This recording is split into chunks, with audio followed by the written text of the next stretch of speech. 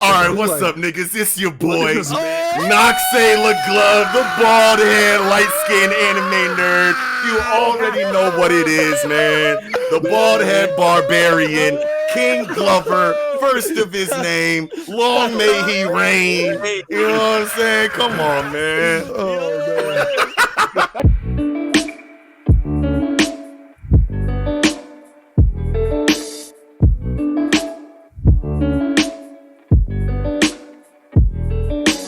What is up, you guys, and welcome back to the Project Manga Podcast. I'm Noxie. What up? I'm Kiko. Igadu. And we are back with Tangential tie-ins. Tonight, met with a very special guest that we love having on the show. Back for the third or fourth time. We got Sensei Le Glove. How you doing, bro?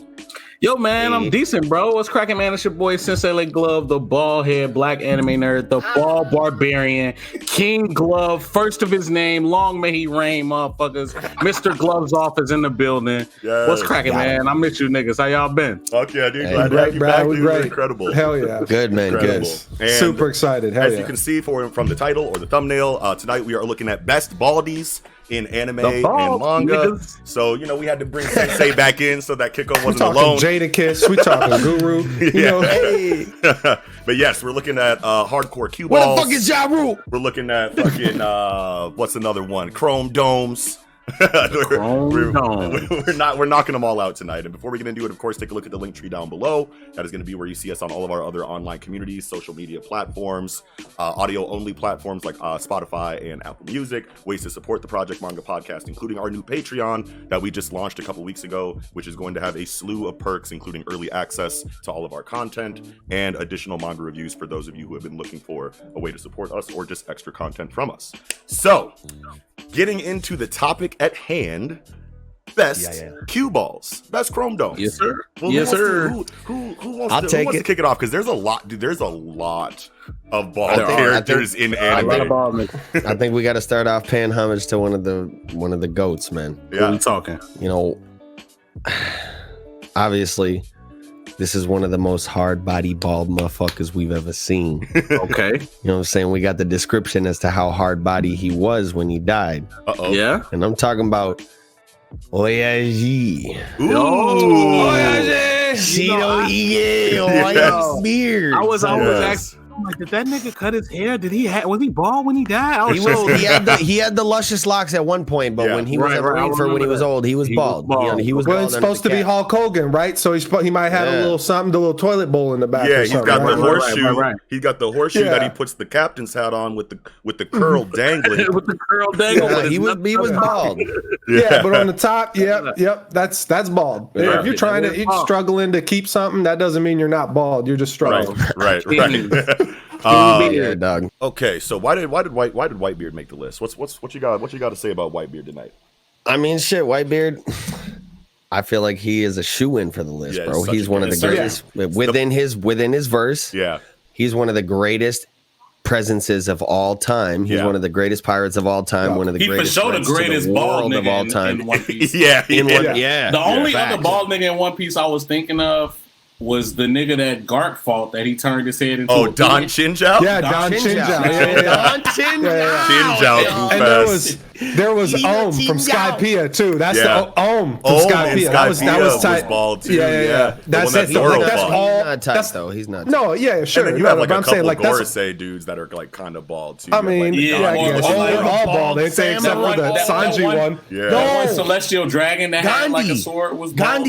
Oh wait, celestial dragon. Yeah. Gandhi. You mean the Gorosei? Gandhi with Kitetsu. Shodai Kitetsu.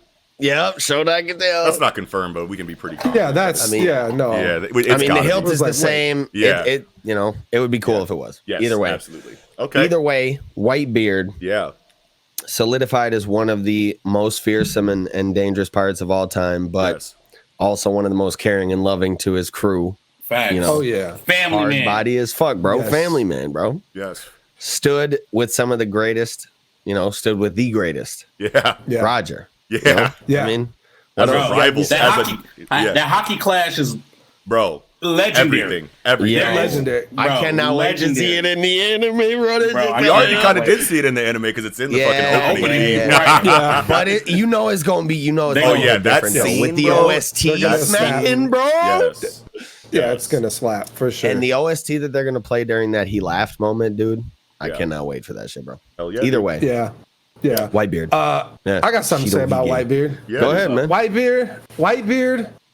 Man, I just remember the hardest Whitebeard shit that ever hit for me is when Ace is on the fucking executioner block and he's yelling like, "I'm sorry, like y'all never should have came for me." Like, and Whitebeard's like, "What are you talking about? Like, I told you to go." He's like, "No, you didn't." He's like, "Yes, I did. I told you to go and find Blackbeard." And even though obviously the whole story was about how he did not want him to go to Blackbeard, but that's how he raised him as a son of the pirate. So it's like, this is my fault for raising you this way. Like, this is what you were supposed to do. This is what we would have all done, even though on this circumstance you shouldn't have done this shit. But like, that's not how we go out. We go out hard body. We're men of our word, and that's just that. And like that slaps so hard. I don't remember the exact dialogue and how it worked, but like I remember just like that's a teary moment right there. I feel like these are like what you're talking about right now are traits that like you normally see reoccurring in like prominent bald members in anime. Like I feel like not everyone's got a scene like that, but like just like those ideals and like that outlook is like common. I feel like among older bald characters, and maybe it's just because they're old. I don't know if being bald has anything to do about it. Just because there is a pattern there. Old dudes in anime are always hard body as fuck, and they got the wisdom, they got the experience, they got the knowledge, bro. Like, and the juice, and the juice. And the juice. And the fucking juice. I mean, Pac, Pac was bald. He had the juice, right? No Bishop. Hey, bars. So yeah, I mean, Whitebeard's definitely go bald. Well, just what you were saying about wisdom too. It's like wisdom and like experience. It's just like kind of like what baldness represents in anime, you know, like, and maybe even in the West too, like it's just, like you see the bald guy coming, he's got facts to spit. He's got the knowledge. You're supposed to sit down in front of him, cross-legged, and listen and don't talk. You know, and he's respected by some of the greatest presences in the verse too. Where like Big Mom said, like steady name dropping it. I would have had to get these giants on my side to surpass Whitebeard and beat this motherfucker, bro. And bro. Fuck yeah, Shanks, bro, the clash with Shanks on the motherfucking the first shit, time bro. that we see Shanks, first time we saw niggas split the fucking sky with their hockey and whatnot, and like their clash and shit, dude. So like that, like I feel like was, if I remember correctly, inside of One Piece, that was like one of the first, if not the first, like real glimpse into like what a Yonko really was. You know what I mean? I'm pretty sure that was the first. That was the first. That was the first time we had a Yonko interaction. Yeah, 30 seconds. You know what I mean? Like max. I feel like for that scene, and it's just like ridiculous feet. At like 4 ridiculous feet packed into like 30 seconds. Shanks is walking on the ship, knocking everybody out, just walking. Yes. And then the first time too. Breaking the ship, and then it's the niggas who not falling out, who's just chilling. Yeah. So that's a feat. Hey, so it's Marco like had black hair at the time. Feat. Yeah. And then it's Whitebeard not giving a fuck on a fucking respirator. What you want, bro? Yeah, like, and that's another thing is that he's big, old, clearly hooked up to IVs, and you know that Shanks is a problem, and they're clashing 16. Like equally. You know what I'm saying? Yeah. So it's like just throws really off the cool. IVs to fucking come in with the, and I'm sure one of his little nurse thoughts he had with him was like, what they say? They're like, you got to calm down on the drinking. He's like, nothing that makes you feel good should ever be limited or whatever. Like, let me just drink throw the this hell sake back. Shanks is here anyway, so I gotta be drunk. Whitebeard is 21 feet 10 inches tall. Yeah, me too. He's a mountain. Yeah, me too. I mean, I am too if I stand on my money. Right. But you know what I'm saying? On my money. Get him. But yeah, man, fucking Whitebeard's an incredible pick, dude. You can't say too many good things about him too. And he like went out in such a gangster ass way, like probably one of the best last stands. No scars on the back, bro. He ate no scars on the back. Frontal, died on his feet. Like top 3 last stands. Facts. Yeah, I can't think of the other 2 if I'm being honest. we just did last stands like last time. Top 1. We did was Last Stands. We didn't talk about Whitebeard, and I thought about it afterwards, and I was like, damn, what are we? That's disrespectful, bro. Right? I know. Well, you can't fit them all. See, well, and this is what I gotta say about it is that we always go, but no, we all go into these without telling each other our picks. So we're trying to kind of pick something that you think somebody else isn't going to pick. And sometimes the obvious ones get left out. Yeah, that's true. What it is what it is that they're trying to compensate for me because they know I'm a fucking, I don't got the deep knowledge of anime characters is what it is. So they save the One Piece picks for me is what it is. They save the One Piece picks for me. That's not true. That's definitely not it. I picked Jiraiya. That's the biggest one ever. That is not true at all, bro. You be running hella facts down every time I'm on this shit with y'all. You be having hella shit. I'm like, damn, bro, you just put me on. Like, I can't believe you just said that, bro. Expose myself on the podcast. I mean, he's the youngest, so he has the least time under his belt. Maybe that's what he's feeling like. Yeah. But hey, and you want to know what? Honestly, maybe subconsciously, I did say when we run this topic back when Eagle's here, maybe he should have the Whitebeard spot. You know, I think maybe he's gonna be on there on the part 2. Probably, maybe but honestly, just none of us picked him, and we all thought someone else was going to. Like that's what it was. Yeah, that's what it is. Yeah, that is always what it is. Honestly, because sometimes we'll go through those and you'll be like, "Damn, none of us picked obvious character A here." You know, So who's trying to? Who's going next? Go ahead, Sensei. Next. Yeah, I should honestly let you go first because it's all good. You always take the first slot from guests. I know. He says I haven't gone first in a long time, and it's every time. I got a sleeper pick. Yes, I'm sure Knox probably got this nigga on his list. Who is it? What's up with it? Young Hanzo. Hunter. Oh, come on, man. That's all Kiko, bro. That's good. But Hanzo, that's my Avi. But now we're gonna have to approach you. No. This is great. I'm glad somebody else took him. I'm glad somebody else picked him. Oh, my bad, bro. I didn't even know that was No. Like I already told you, I got a deep list here. I got a bench. I got a deep bench, man. This is like Lakers in the early in the '80s, bro. Deep bench right here. And the thing is that Kiko always brings like 15 to 25 characters for the character specific ones. So we're all probably going to say one that's on his list. Yeah, he likes to he goes crazy on the list. But that is my Avi, and that's but it doesn't matter because at the end of the day, he's the 6th person on my list that I was going to bring so up he wasn't even all the way at the top. Yeah. But Hanzo's a great pick. Yeah. I loved his introduction. I loved his introduction in Hunter x Hunter. Like he's still to this day. Even in the manga, one of the best characters.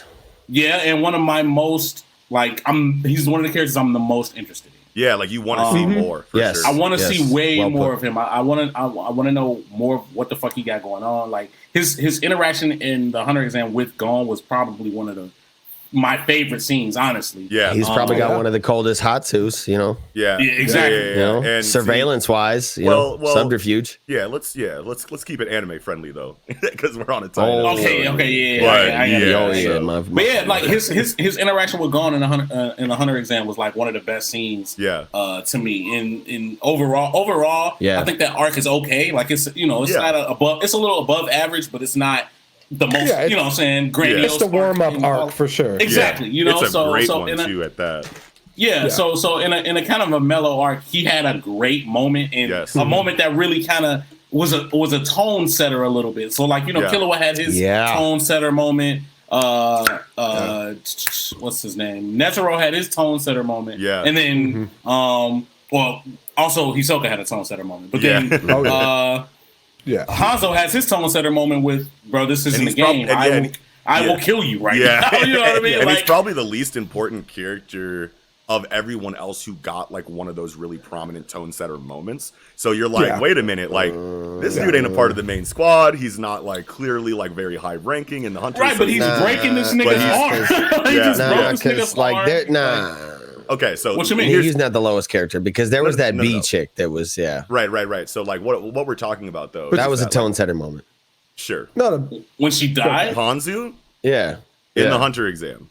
No, we're talking about Hunter exam. No, I'm talking about in the Hunter exam. I wasn't talking about like the whole show. I was talking about like her as a character that was there, less that was important, there. that had a tone setting moment. You know, I see what you're saying. I feel like her moment in the Hunter exam was she was just like the device that let Gon's moment shine through in the snake. Yeah, with the snake pit. guy. Yeah, snake charmer. Like Bonsu herself didn't do anything. But the fact that she died, though, no. That's no, not there, bro. We're talking about the Hunter exam. Art. Yeah, just in the Hunter exam. Oh my god! All right, look back to Hanzo. Back to I'm Hanzo. off the rye, man. I'm off the rye. Back to Hanzo. Okay, so like in Hanzo's moment, that like really like goated him as a character for me is like right away when he's squaring up with Gon in the tournament, and he fucking goes on one hand and he's talking about his shinobi training. And he's doing a one-handed handstand, then goes to like four-finger handstand, then one finger, then one finger handstand, and he's like super calm, just like having this monologue about like how cold-blooded of a shinobi he is. And I was like, damn, what's crazy? The first time I saw it, I'm like, he's not gonna be that cold. I'm like, Gon gonna fuck him up. Yeah. Kick his ass right through the wall. Yeah. And it didn't go that way, bro. Yeah. It did not go that way. So I'm like, this nigga, Tagashi is fucking. He know how to make a nigga think about something. Yeah, exactly. Which is outside of this conversation about bald people. Yeah. I had this conversation a lot about, and I've had it with y'all too before. Like, when you think about Hunter x Hunter, like I couldn't see Hunter x Hunter being an anime that you show somebody like as the first anime they no ever never no it's too much. You have to see other shit that sets a trope. Because it's a deconstruction, right? So like you have to know like what like establish the genre in order to understand what makes you can't really appreciate it. Like you couldn't appreciate the fact that, you know what I mean, Gon didn't go Super Saiyan when fucking Kite got his arm ripped off without seeing hell of that. You know what I mean? Exactly. Like you can't appreciate Killua knocking his neck down. It's like, oh shit. Yeah, because he was totally trying to. He was totally like he hit the power up, and I bet everyone thought a new Gon form here. And then Killua just said, "Nope, nope, none of that. We gone." Yeah. So you know what I'm saying? So like you just got to see that, but. Back to Hanzo. Yes, bro. He proceeds to torture this nigga, the main character. Yeah. Torture this nigga and like, bro, I breaks his arm. I will kill you right now. And I'm just like, yo, what is going on? But then he ended up being such a caring character. Like you weren't expecting him like when he has his monologue about being a ninja and he's flexing and he's trying to be tight and you're like, okay, this dude is interesting. I want to know more about ninjas in this world because that's really fucking cool. Then, you know, you're like, okay, but Gon's about to beat him here. Maybe he's just a one-off character. No, then he beats his ass and you're like, okay, so he's just a piece of shit who's going to beat up a fucking 12-year-old kid because he wants his hunter license. And then like he sees something in Gon and that like mutual like warrior respect like sets in and it really sets that tone for the. I mean, you see that a couple different times. I feel like before then, even, but like that's just really cool. That someone who like, if you look at this arc in Yu Yu Hakusho with the bald character with the swastika on his head, like that Hanzo is basically modeled after Kazemaru. Like, Kazemaru. Yeah, like he, like I don't even think like there wasn't a moment like that with him. He was just a dude who got his ass kicked and he's out of here. You know, right? What's up, Eagle? All right, cool, yeah. No. I was just. You didn't know he had a swastika on his head? Shocked about that swastika. Well, it's not really a swastika. It's the reverse swastika. It's the Toman mark. The Tokyo Revengers. The Toman, the reverse swastika. Whatever it is. M.A.N.G.A. Yeah, I don't know, but anyway, fucking about so what you really even have to add to the part you're talking about here, where he sees something in Gon. Like the way the tournament is set up is the only way you can win is to make the other person give up. So he has to make Gon give up, and Gon will not give up. So Hanzo's like, you know what? I like this man so much, and he's never going to give up. I'm going to have to kill him, and he's going to die. So I surrender. Like I'm going to give up because I respect the man so much. The tournament, and I'm going to just it's losers keep going until you win. And then I have a question for y'all. Yeah. But go ahead. You can finish. Well, I was just gonna say he just proceeds to just basically one-shot Paco to win, his spot. Boom, right away. So how do we think the fight against Hisoka would have won if he would have won against Hisoka next? Hisoka would have killed him. Yeah, Hisoka would kill Hanzo. Oh yeah, Hisoka still had because Hanzo didn't have Nen back then. Yeah, that's the thing is that Hisoka has full bungee gum, full Nen mastery already. Full bungee gum. And I don't even think that he would have even needed to use it against fucking Hanzo. He wouldn't have. He probably actually, I want to believe that Hanzo is the type of dude who would have brought Nen out of Hisoka before. Yeah, like he would have bloomed on that ass. Like. Yeah, I feel like did Hanzo unlock his Nen later? Right after the hunter. We got like a flashback. That's what I was thinking. Like how Wing tells him. Wing tells him like, "Hey, this is who." And because remember, like yeah, because the people that get to pass you on and like it's like the secondary proctors, I guess, of the hunter exam are all these random people that will teach you Nen, right? And so Wing already had all the information on who basically has learned Nen from their hunter class, because if somebody from their hunter class came to Wing could have trained them in Nen, and that would have graduated them to the actual graduation of the hunter, to go to the underground that Kurapika was at with the chick with the put the Nen, can you see this up. Yeah Can you see when this he goes to go try to get a job or whatever, but Wing had information about like what all the other people who won their hunter's licenses have like gone and done since the last time we'd seen them. And he was like, Hanzo learned his Nen right away, went right back to his shinobi clan, and, right away. and got like tight. That's how you know. And you see him floating on a spike. You see him like I remember that. I remember that scene. That's some MC shit right there, where you just learn it right away and you're back at it, bro. Yeah, dude, for sure. So another thing that's way different about Hanzo's character that for you to see from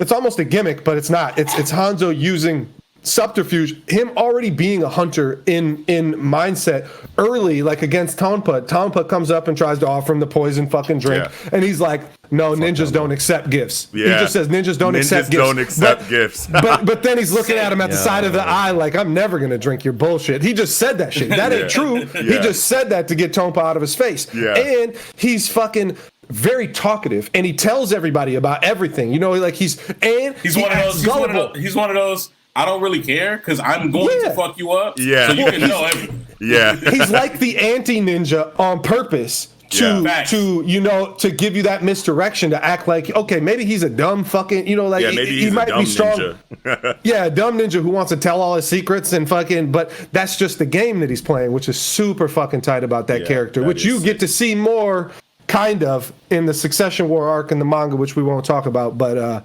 read it if you haven't, get ready because it's a lot to read.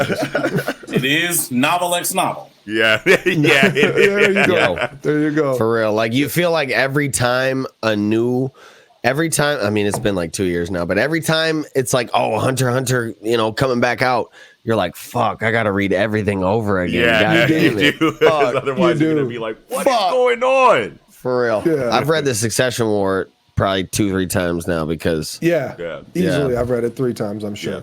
100%. But Hanzo's incredible. Wait a minute, Hanzo was my pick. I'm fucking with that. All right, Kiko, go crazy. Should I go crazy or what? 12, 18 of my guys. Well, let me. So I gotta pick my other Avi. My two main Avis is Hanzo, and my next one is Tien Shinhan. I have to. I may as well get my main character out, right away. Which before anybody else takes it, bro. Well, and whatever. Like I said, I got a deep list. I got thousands of them. But yeah. So the thing about Tien is he got hoed. Everybody, all the humans got hoed. Dragon Ball is superior to Dragon Ball Z. If you watch the OG Dragon Ball, you get to see good character development and growth. Yeah. Don't. Yeah, you get growth. You get character growth. Other than fucking Vegeta. Vegeta's the only character that gets fucking character growth in fucking Dragon Ball Z. It's true. It's true. Wow.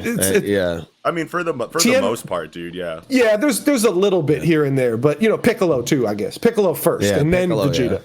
Piccolo first, and then Vegeta. Go on a little bit, but then it stops. Gohan gets reversed. His shit gets he's got good development, and then it goes backwards 3 different times. And it's power progression, not character progression. Yeah, I was so mad at that Great Saiyaman shit, bro. I seen somebody on the TL trying to make this shit dope. Yo, what if Great Saiyaman was a tribute to Android 16? Oh, get the fuck out of here with that Great Saiyaman bullshit. No, I don't know. They're like because his top is green, the helmet is orange. I'm like, bro, I don't get no fucking supposed to be that nigga. Like, don't revert to no fucking android. Like, he was man. supposed to be the new main character of the whole fucking shit. Yeah, And like, hell yeah. That no, let's probably keep is. it the Goku That probably does have some credence to it though. Not Maybe a gonna lie. little bit. Who cares though? I still Yeah. With the green jacket, with the green jacket and orange helmet. Yeah. You know, okay, what did he do? You know, stop some robbers out robbing now? Don't give a fuck about that. You could blow the planet up. Why are you stopping robbers? Yeah, you're literally a fucking planetary threat and you want to be a Power But yeah, Ranger. continue with Tien Shannon. Okay, so Tien was a bad guy, if people don't remember. Tien wanted to kill people. He looked up to Mercenary Tao, and obviously he was the, disciple of Master Shen, both of them from the Crane School, and they killed people ruthlessly. And Tien killed mad people before we learned of his character in the second tournament. Yeah. Was he the first person to do the Donpa? No, I think that was General Tao, right? That was General Tao, Yeah. Pow, yep. And so same school though. yeah. And Tien had a lot of character growth when fighting Roshi, another bald goat. Yes. And in that, like you got to see him. There it is. Oh, Yo, that's one of the hardest fucking Roshi shirts. Well, you see the what the Goku? fuck, bro? Oh wow. I got the That's disciples tatted. disgusting. Disciples tatted. That Yeah, is super the tight, tightest bro. Roshi shirt that I've ever seen. I'm is a surprised I've nasty-ass never shirt. seen that before in my life. That's goes so hard. crazy. Yeah, that goes My hard. bad. I ain't mean it. No, No, that's you good. needed. That's I good. needed I'm that. glad. I I'm sipped glad too you much. did. Yeah. I was gonna use Roshi next, but I sipped too much. But fucking, it's good. You know, I'm glad you did. Get that I'm glad you shirt. did. That- He yeah. can tell you after the podcast. Yeah. Let's talk about it after the Bro. podcast. About But anyway. Yo, So, shut the fuck up, Noxie. I said it first. I was both sides. Noxie's a bitch. That's the difference. Okay. Oh, jeez. So, Tien though, like, it's just crazy that like he was a human that could have progressed with Saiyans if Toriyama wanted him to and didn't allow it, which Tien is the strongest human. Fuck what anybody's talking about Krillin. Yeah. Krillin is not stronger than Tien, and he never been. Never. I agree with Hold that. on, bro. I agree with that. Never. Give me you want to argue about this? I'm not gonna. You literally say "hold on, bro," and every 30 seconds, whenever someone You said wait. So you feel like even like Tournament of Power?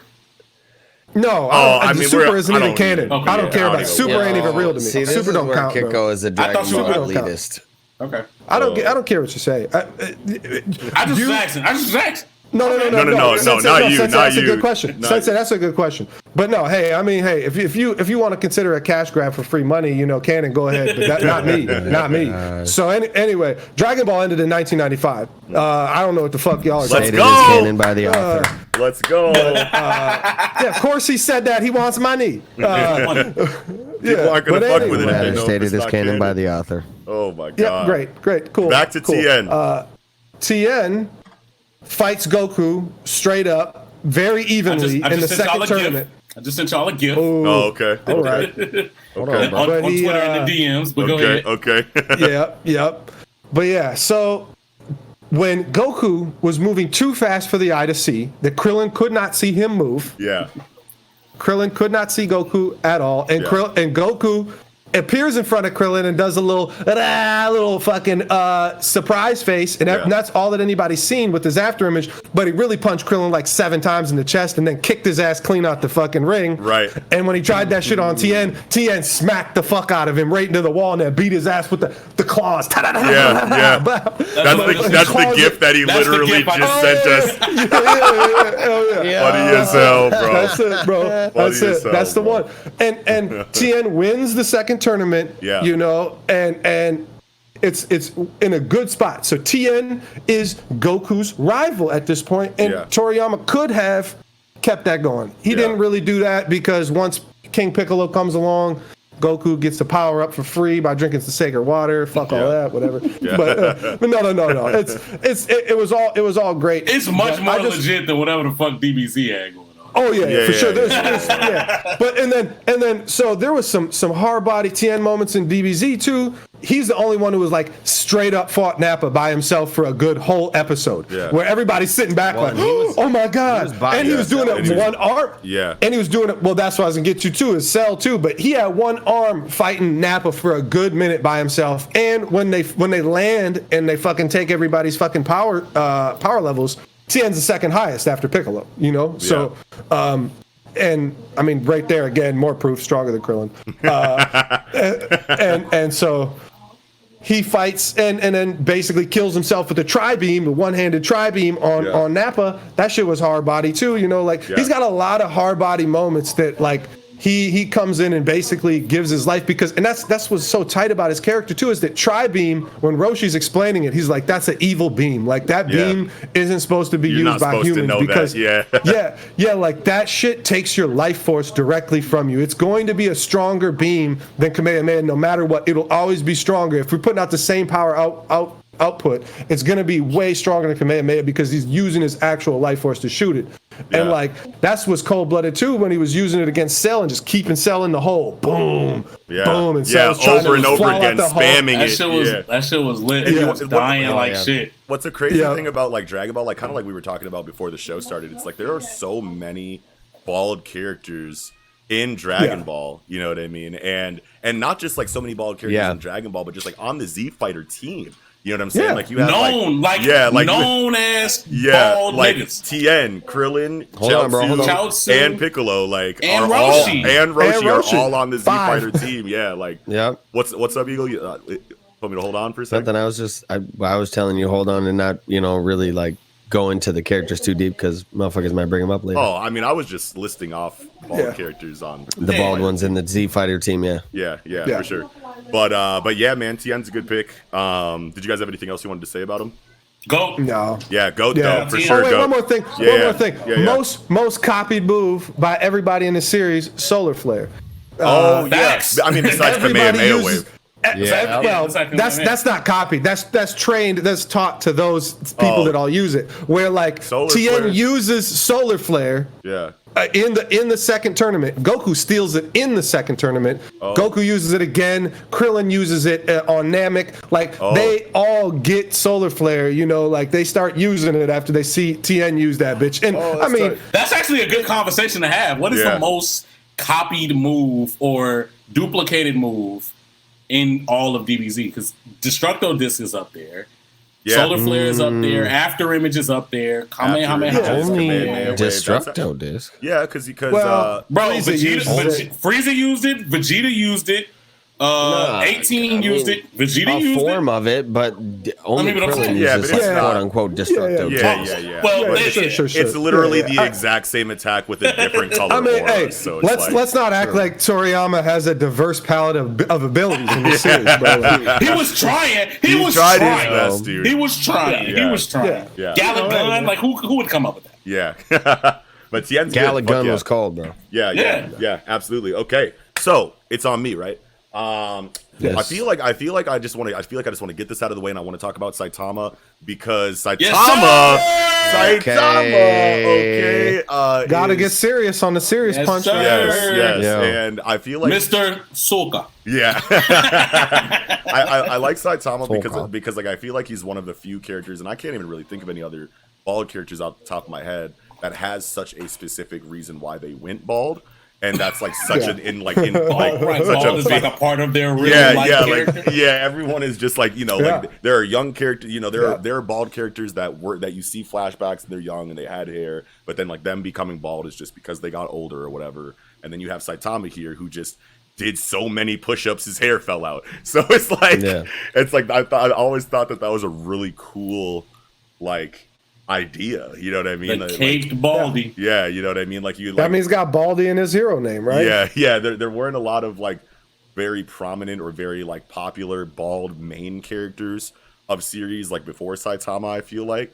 And then to give him like such a funny but like an origin for his baldness that made sense to some degree for a gag manga. You know what I mean? Like that it wasn't just like I've always been bald or I shave my head or something like that. But that dude's the fucking goat, bro, and he's such a fucking cool character. I love him. And I feel like his baldness might have been like detrimental to his success if one didn't write him so beautifully inside of One Punch Man's like story, and like just like his entire character dynamic. I feel like it doesn't matter what he would look like. You know what I'm saying? Like that's just a really fucking cool story and a really cool premise and really cool character. And I don't know, man. Something about that motherfucker. He's got like more charisma than like any other bald character that I've literally. Even though he's just like depressed and like monotone and like stoic. Him coming in to save licenseless Moomin Rider. Right. Yeah, Moomin Rider. Yep. Was like one of like the best moments. Yeah. In the series, but like just. Good fight though. Nice fight though. Yeah. Just like, I'm like, this nigga is a real nigga. Like, yes. I love this nigga, G. Yeah. Like, straight up, bro. That was his realest moment up until that point. For sure. Yeah. You're like, fucking this dude is a hero. Yeah. Nice fight. Just sit back. I got you. Like, other than that, up until that point, it was just him just happenstancing on to niggas that he was going to punch in the face. Yeah. Like, you know what I'm saying? But right there, he really entered that heroic light. You know what I mean? Sure. Like, and he was unnatural. You know what I'm saying? Like, it wasn't anything that he's like, oh, man, I'm a hero now. I got to go save somebody. You know what I mean? Like, this is my time to, like, no, he was just like, it was so, it flowed so well. And so, like, you could tell that this is what he was meant to do. You know what I mean? From that moment right there. Absolutely. What you guys got something to say about Saitama? I mean, you know, like, anybody can jump from the moon and back, right? Just out here. I'm going to hold my breath while I'm outside, out in space. Yeah. And just jump back. Like, you know how disrespectful, bro, you know how disrespectful that shit is? To get kicked to the moon. Yeah. And then look around like you don't know where you are and then hold your nose. Yeah, and then like, just jump back. He's like, oh, I'm in space? Is this where I am? I should probably hold my breath. And see now, that goes into like what I've kind of like been talking about like just how strong Saitama is. Like, does Saitama even need to breathe? If that scene, you know what I mean? Like, are his powers so crazy to where like maybe it's because he was born human, but he got these godlike powers, and he finds himself on the moon, and he kind of like sits there like it's not a problem for a second. And he's like, oh shit, I'm on the moon. You can't breathe out here. It's like a mental limiter. It was, you know bro, I mean? literally. I was just about to say that. It was like a mental. It's like he just thought about, okay. I know I can surpass anything in the world. Yeah. But I'm supposed to not be able to breathe. Yeah. So let me do this. Yeah, you know that. Like, you should already be experiencing the detriments of the vacuum of space at that point. But he was totally like. Looked like he was totally fine for a second. He's like, "Oh, whoops," you know what I mean? Whoops. Like I think Saitama is just literally. I don't think he needs to breathe in space. I think that he's literally just the strongest thing, period, in that entire universe. No matter what, man. He probably got to breathe though. I mean, only because he feels like he has to breathe. Exactly. It's kind of like Superman, right? So like Superman, like. Comes from fucking, Krypton, comes to Earth, gets raised by human people, and then like thinks he has to drink water and breathe oxygen and eat food. He can literally survive entirely on sunlight alone. And it took him a long time to like shatter those mental limiters of what humanity means. Like he could literally just exist. Like you just need sunlight. That's it. That's all Superman needs. He doesn't never He's eat a plant. again. Yeah, he could. Yeah, he doesn't. Yeah, you know what I mean. So like maybe because of how.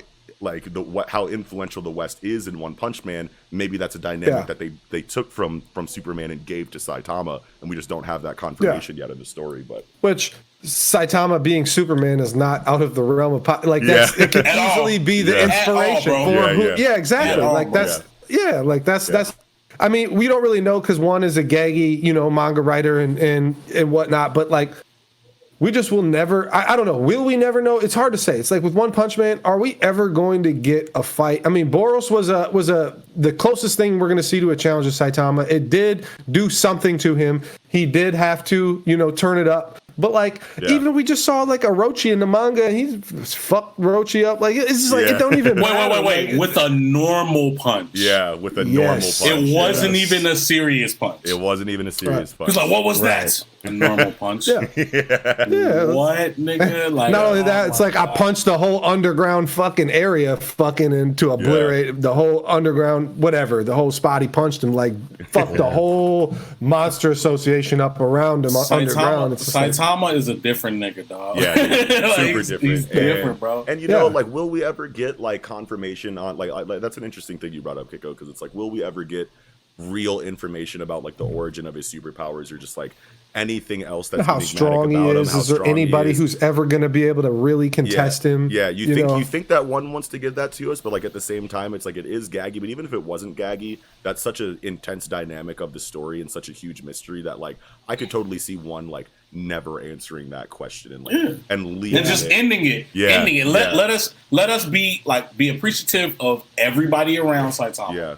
Appreciate Saitama for what he is. And then just there's the story. Like I can very well see that playing out. But at the same time, supporting characters are trying to crack the code on Saitama. You know what I'm saying? They're trying to figure out what it is about him that makes him so special. So it makes you think that eventually we're going to get that information at the same time. So it's like, I don't know. And then they just never figure it out, and you're like, what? And Saitama is dealing with the depression of being an unstoppable god, basically. And that he has no challenge, and like life has no meaning to him. So like you gotta get like there has to be a resolution to that somehow. And maybe he just gets over it, like, you know, psychologically, like, hey, I guess I'm just God. But I just really just want to like live in my apartment and play video games with King. And like, he's not good. He's not good at regular shit. He's not good at regular shit. Yeah, he's so bad at regular shit. That shit is crazy, bro. It's such a good gag, though. You know what I mean? It's great. It's like no one can touch you in literally anything that actually matters in the world. But then video games, and he's not even a good shopper. He's always missing sales. Right? He's trash. He's trash. Like, he's not. It was to the point the nigga had to defeat he had to kill that seaweed monster to get his food because he missed the sale. He was mad about it. So he was so mad that he missed the sale that he took it out on the seaweed monster, and then that became his food. He can't even kill mosquitoes. Like, this dude sucks. I was in the process of sending y'all that gift. When Genos was fighting the mosquito chicken, he just came through like bat. Yeah, it's evaporated her with a bat. It was an open palm. So I thought he backhanded her for a sec, but yeah, bro. Saitama is different, bro. One Punch Man is a great manga. I mean, animes were good. I mean, it's just weird. We got a Madhouse season 1, somebody else season 2. And I don't know if we're gonna get a season 3. Who knows? But whatever. We'll probably get a season 3 just because you could. It's gonna be studio number 3. It's established, right? Yeah, it's established and it's popular enough, and people want it. People are going to watch. That first season though slaps very hard. Second season's good, but it's not as good as the first season. Yeah, no, for sure. That is indisputable, absolutely. But yeah, that's Saitama. I just wanted to get him out of the way. I just wanted to bring him up. I figured he was so necessary. I mean, how could we not? Yeah, absolutely. I think it's back to Eagle now, though. Where you at, E? Yep. Big Eagle. I'm gonna bring up a pick that is probably one that y'all weren't thinking of. Okay. And it's a little off base because, and we brought this up on the show before because it's a Western thing that is very influenced by Eastern we already know storytelling, right? Yeah. And that's my boy, the Avatar. Hey, the Avatar. What's up with my boy? That's why I said Merlin, the skin, Merlin for Smite. They got the Aang skins for Merlin and Smite right now. Aang, bro. Yeah. I like Aang. Let's talk about. I do too. He's actually on my list too. He's actually on my list too. One of the best fucking bald characters ever, in my opinion, man. Yeah. Oh yeah. I mean, he got the arrow. I mean, save the world from the Fire Lord. You know what I'm saying? Mastered all 4 elements. Only one that can do it. Got knowledge of a fucking 100, 200 years, whatever. Yeah. Caring, empathetic. You know what I'm saying? Yeah, he's got really good development. Good dude. He's got really good development throughout the series too. Great development. Yeah, it's definitely like even though like people say like, oh, it's not an anime or whatever, it's just like trying to be an anime. It does a really good job at capturing like the really deep storytelling that you see over in the East for like long running continuous like story like shows and like comics even, because I'm pretty sure there's a comic now for it too. But like I feel like it's firing on enough cylinders to where it can be respected. We talked about this a little bit. I agree. Off stream, we talked about this a little bit about with the example of Ghost of Tsushima. So like Avatar is one of those shows where it's like the perfect blend. So it's like the Americans perfectly, telling the story about a different culture in America. Yeah.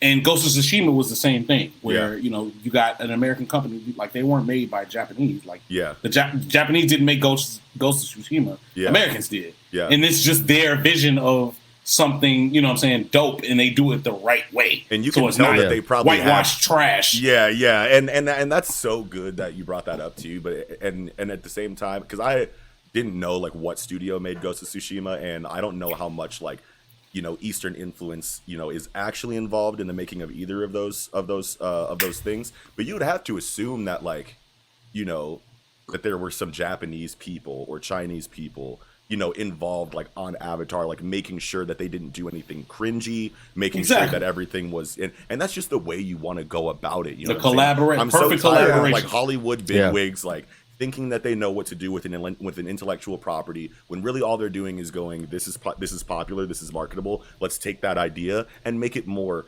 us. You know what I mean? Let's like this is cool, like, you know, like this Japanese story is cool, but like what if there was more me? You know what I mean? That's what I feel like they do in these boardrooms with their feet up in their fucking like $3,000 suits. Like I want them to know that my name is on this, that I made this. I want my fingerprint on this intellectual property because I am paying the money to use the property, and I'm paying the directors, and I'm, you know what I mean? And it's just like, dude, like, just do what the fit, like you're doing it for people, right? You're doing it for the people that enjoy this, right? You're doing it because it's popular and people enjoy it. So give the people what they fucking want out of the adaptation that you are giving them. You know what I mean? And it's like, Avatar, I feel like, is a great example of that. Ghost of Tsushima also. And let's talk about like Aang as a character though for a second. My bad. No, that's good. A good parallel I have to Aang as a character is Aladdin in M.A.N.G.A. Wow. Basically, bro. Basically, a otherworldly being put into the spot where he's already like fucking 8 years old to start. Like you were just born at 8 years old. Like you were just put into a new world at this age, basically, and you have otherworldly powers. You have something that's like, you know, pulling from another dimension, maybe, you know, and you're basically learning the world. Yeah.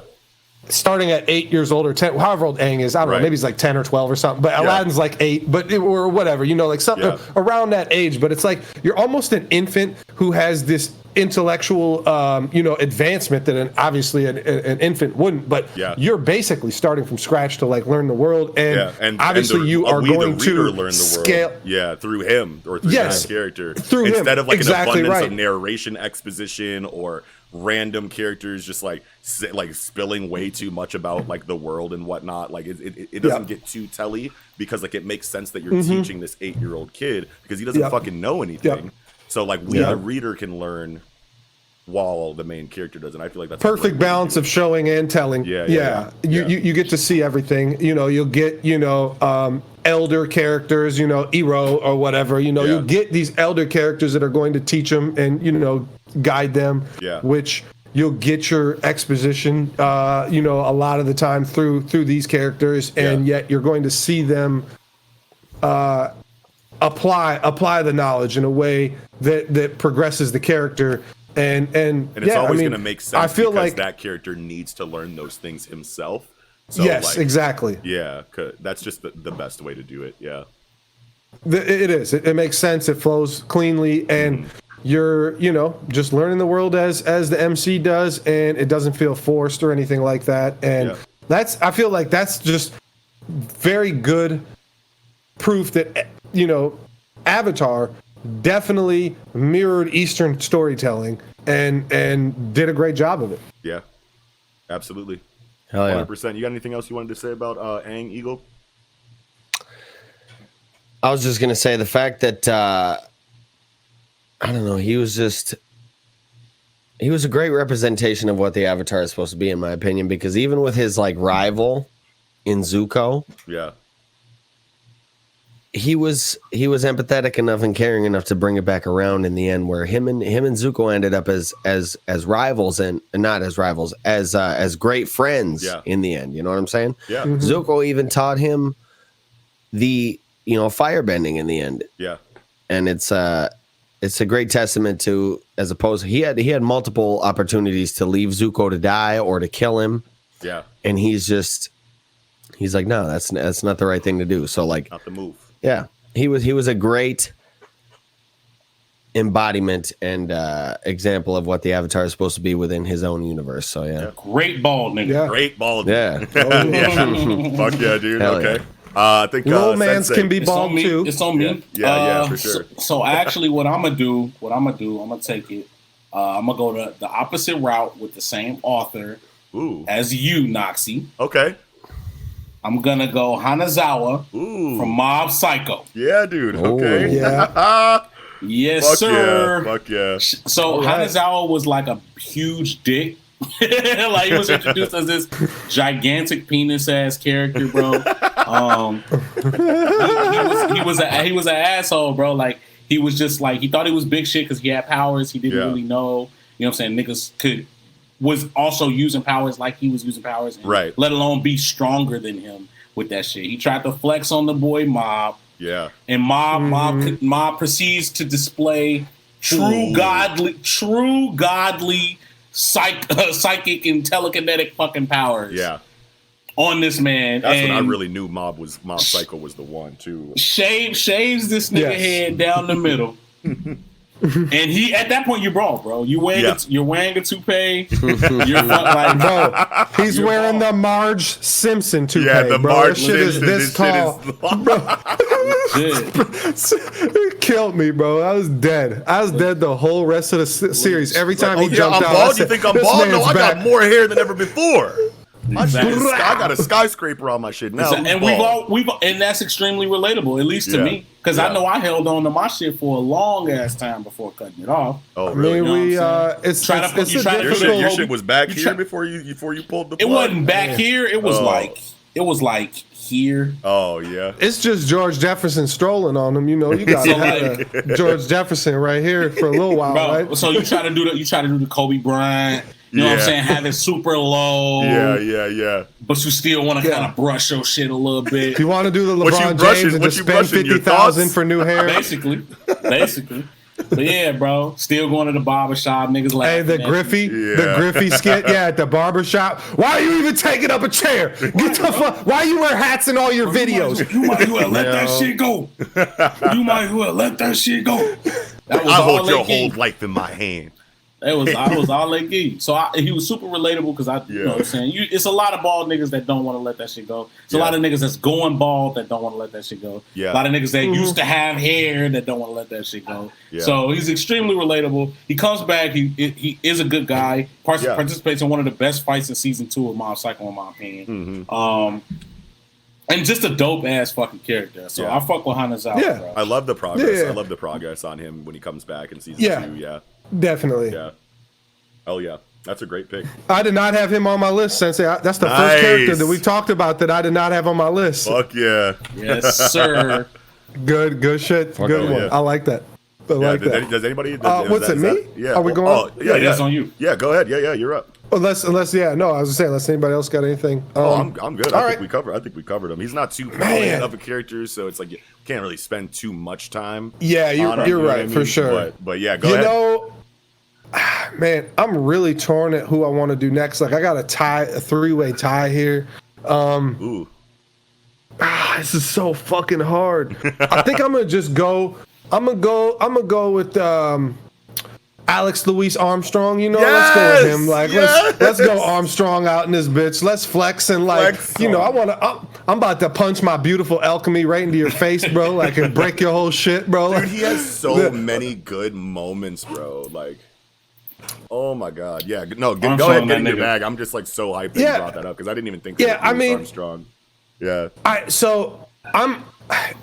Me and Sensei, we've had this conversation before about like Full Metal Alchemist 2003 versus Brotherhood. Yeah. And I've seen 2003 more than I've seen Brotherhood, so sometimes it kind of runs together with me. But what I remember, it's definitely in both. It's definitely in both for sure. But I think Brotherhood kind of glosses over it. It's like the first fight where like Scar runs up on Ed and Al, breaks Ed's arm, in the alley, breaks like a whole in the alley, breaks like the whole side of Al's fucking armor, and then Armstrong just comes in, just punching the motherfucking spears, the little rock spears at him.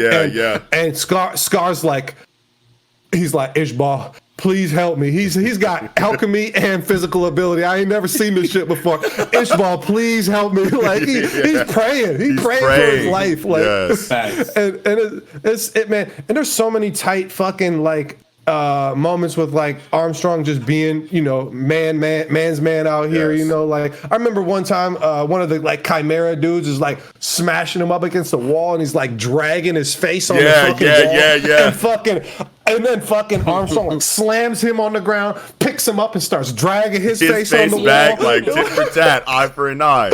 You ain't gonna do me like that. Armstrong was so tight, bro. And it's just like the regalness of him and like how like of a gentleman he is. And then there's like so many times, at least what I remember in like 2003, where it's like, okay, he's like jovial and like a comic relief type character. Yeah. But then I remember like him grabbing Ed's hand, like when they're about to like go separate ways, and grabs when they're about to shake hands, and like really grabs the fuck out of Ed's hand, and is like, "You're foolish for looking into this, Edward." Like, and it's like he changes like, wait a minute, from what is jovial this attitude to so serious. He's like, "You need to stop immediately. Like, you are fucking up, basically." And it was so serious. Like I remember it hitting so hard, like where he just grabs the shit out of him. Like, no, you ain't leaving till you're done hearing my words right now. Like, I know, like because he almost plays like a Maze Hughes type, like let's lighten the mood because everything's so fucking serious and dark. But like, don't forget, I've seen some shit, and you're gonna see that like I got experience under this happy-go-lucky, you know, jovial, like, you know, front that I'm putting on here. Like I am, bitch. Yeah, like I am this kind of guy. Like I am funny, you know what I'm saying? I am someone you can kick it with and drink with all night. But like when it comes down to business, you know what I'm saying? Like I'm the one you want in your corner. I'm going hard. I get to it. Yeah, absolutely. He definitely does.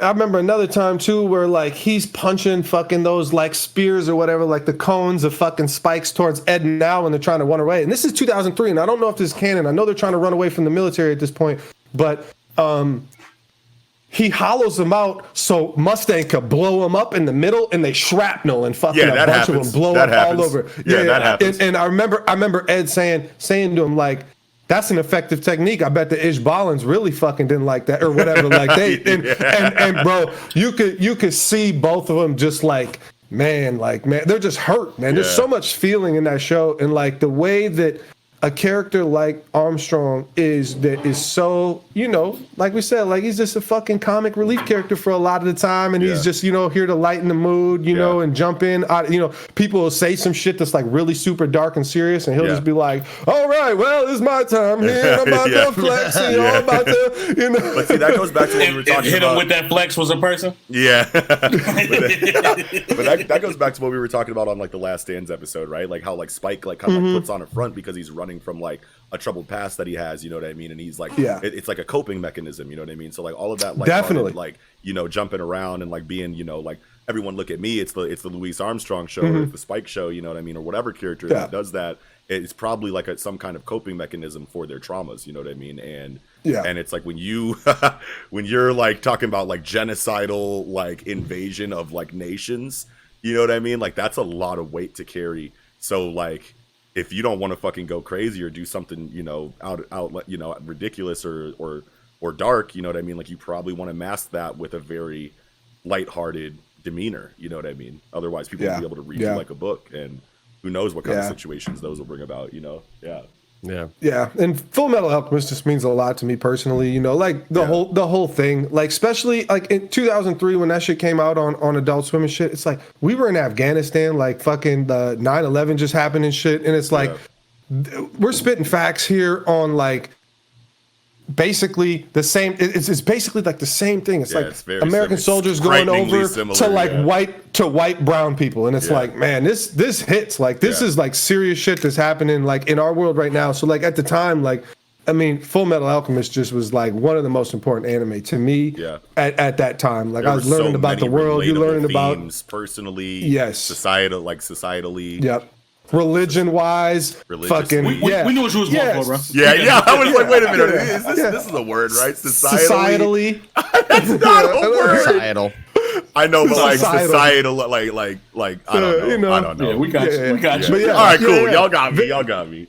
Yeah, hell yeah. But that's it, man. That's a great character, man. Great story. Love that shit. Absolutely.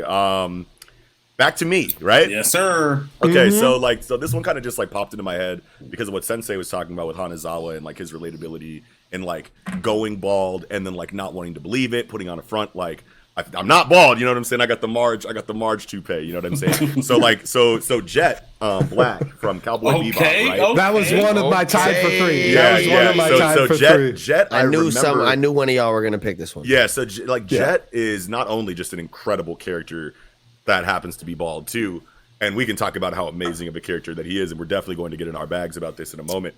But I specifically remember that like he kind of like was in a midlife crisis in Cowboy Bebop. Yes, like definitely. Yeah, like definitely. He really didn't like it when people called him pops or old man or something like that. He's like, no, I'm still young, bro. Like, you know what I'm saying? Like, I still get with it. Yeah. yeah, you know what I mean? So that's what made me like remember like this amazing fucking character. And this was probably for me just because Cowboy Bebop was one of the first anime that I had seen, period. And I wasn't really used to secondary older characters being so like important to not just like the narrative, but like me, you know what I mean? Like as like a fan of fiction, you know what I mean? So like this was my first introduction to like an older cast that like really like, cause like, you know, it's Spike really. And then if it's not Spike, I mean, it's Jet, but like at the same time, he was like so like visually, I was just like, okay, so like before I know anything about the story, I'm just like, okay, so it's all about this guy. This dude's cool as fuck. He's like a kung fu, like Bruce Lee type, like bounty hunter. Yeah. Like it's fucking awesome. He's got a crew, but like they're probably not going to matter as much. You know what I mean? But everyone ended up being so important, and Jet secondarily the most. You know, before Faye, before you know everybody else, like it was Spike and Jet, and I just wasn't used to that yet. And I was just like, holy shit, I love this fucking story. And Jet is such a good character. Yes, like, Jet is that nigga, bro. Yeah. His like solo episode, Black Dog Serenade, is like one of the best episodes in Bebop, where he's has to go back and get that assassin dude who is like on a prisoner ship floating. And then like, I don't know, like there's some kind of issue with like their systems or what systems are down. And so the prisoners like riot off the ship. Yeah. And he's like killing everybody with this hidden blade he has. That dude is cold. I forget what that dude's name, like assassin that he had to go after. But like his partner, like betrayed him to like get an early retirement or like, you know, I don't know, whatever, you know, kickback from like the syndicates or whatever. Yeah. Like that episode just really hit super hard. Like that was like one of the, probably the top 3 episode, especially because like Jet was surrounded with a lot of mystery. He's basically just a guy that ran the ship. Yes, you knew he was part of ISSP. Yeah. Yeah. That's all you knew is that he was part of ISSP. Normal. So he would call. Yeah. He was so normal that you just didn't ask questions about him, but you knew that you knew nothing about him. And then when you get his solo like episode, you're like, wait a minute. Oh yeah. Like I don't know shit about this dude. Like I want to know more about this dude now. Like he blended in so perfectly into that like side character shit mechanic, like trope. That it's like, holy shit, this dude's got a lot to him. That I completely forgot about that. Yeah, well, I mean, because it's like, so there's just a lot of the time where he has like words of wisdom for Spike. And I remember like episode 5 or 6 or whatever, where Spike has to go and get Faye back from Vicious, like the first like Spike serious episode with the Red Dragons and shit. And you know, Spike was like, you know, Jet was like, are you going to tell me like what's going on? Like, I know this is more than like what you think it is. Like, I already know that this dude is dead. The bounty head is dead. Why are you going after a bounty we already know is dead? He's like, I gotta go because the dude that killed him I gotta get him because basically the bounty head is my guy who's dead. I was never going for the bounty. Never going for him to begin with or whatever. Wasn't his name Toucan? Like, which one? The one that he's going after on the cargo ship. In Black Dog Serenade? Are you talking about? I don't remember that dude's name. Toucan or like Udai. Udai. That's it. It's Udai. It's Udai. That's it. That is it. Yeah. But so fucking when he's talking to Jet. Well, no, that's all good. But when he's talking to Jet and Spike though, and Spike doesn't want to tell him shit, and he's just like, I just got a debt to pay. Don't worry about it, basically. And like he's like, well, are you going to tell me? He's like, are you going to tell me what happened to your arm? And like Jet's like, what does that have to do with anything? You know, because you had the prosthetic arm. Why, I'm asking you questions here. Answer me. And then since Spike wouldn't answer him, Jet tells him, he's like, this is what I got. This is my arm is my punishment. What I got for being too gung-ho, running ahead of the pack, thinking I could deal with shit myself and run shit.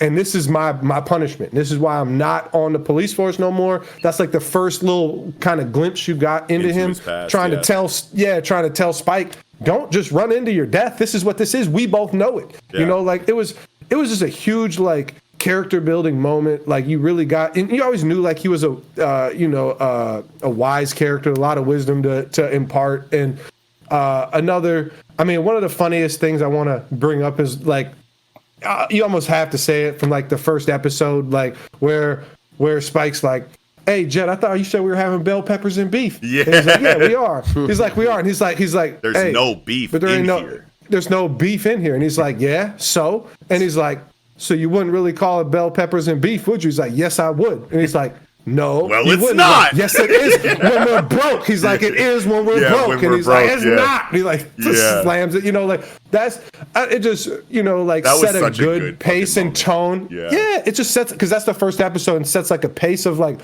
what this story's about. You know, like obviously bounty hunters, we got to get it. Like this is the only income they got. They're flying on a giant ass fucking ship. Probably takes $1 billion fucking dollars to maintain. yeah. They're not that good at their jobs, you know. So it's like Jet is just, I mean, he has just so many good tight moments in that story. Like, even though he's definitely, he's actually like the third character. Eventually, like, Faye becomes the secondary character. She isn't initially, but she isn't initially, but like, Jet takes a little bit of a background to her, but like, I mean, there's just a bunch of times. He bashes one dude over the head with the glass bottle, grabs the other dude like this and puts the glass bottle to the throat. Like, you better tell me what's going on around here. He's got the prosthetic arm choking dude out. Like, I'm telling you, if you choke me with a prosthetic arm, I'm singing like a fucking bird, fam. Like you got everything. I know who Jimmy Hoffa is. I know who shot JFK. Yeah, if you could work an arm that ain't yours like that, I don't want to see what you got with the hand. Exactly. And it's like if you got me with like your real arm,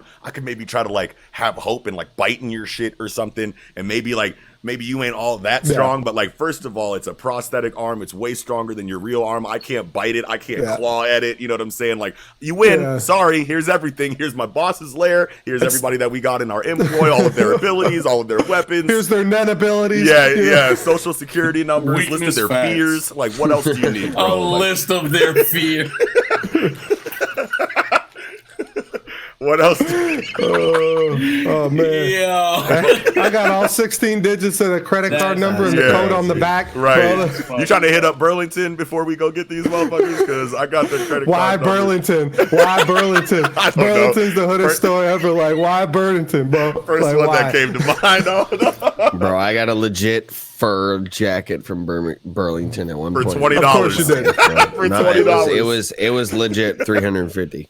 But you got it for 20. Not at Burlington. Yeah, it was $350 at Burlington. Oh, they had that was a $7,000 jacket. Yeah, and they had it in a big ass glass case with fucking gold lining and lights on it. On the outside with like some chinchilla fur, bro. Oh my god, what is that doing there?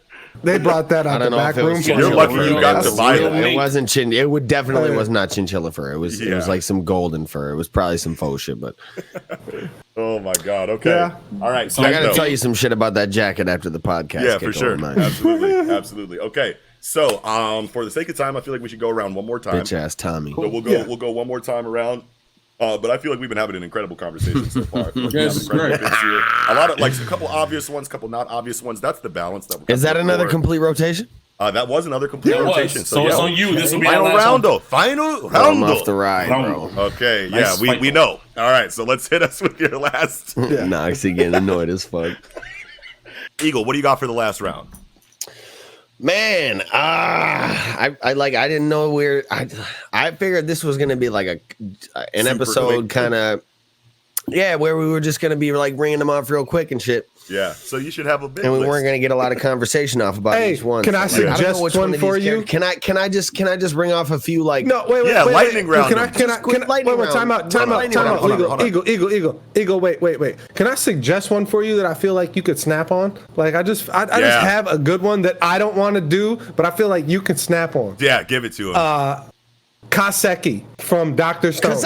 Oh my god! Hold on, bro. I know Dr. Stone is your shit. That's your why bag. I wanted to like. That's your bag. How did you not think? Let me of that? bring up a few lightning rounds. Yeah. All Fire off some lightning. Another bald motherfucker from One Piece. Yeah. Okay, a couple got brought up earlier. Yeah. Shinjao.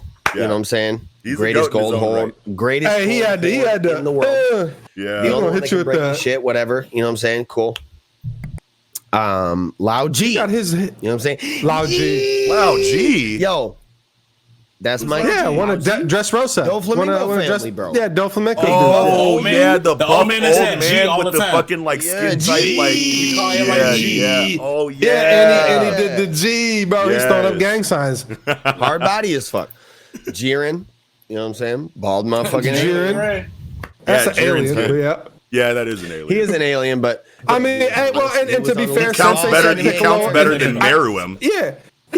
Well, no, I mean, hey, I wasn't hey, gonna bring up if, Meruem as a joke. Or because he Ikago. is- Yo,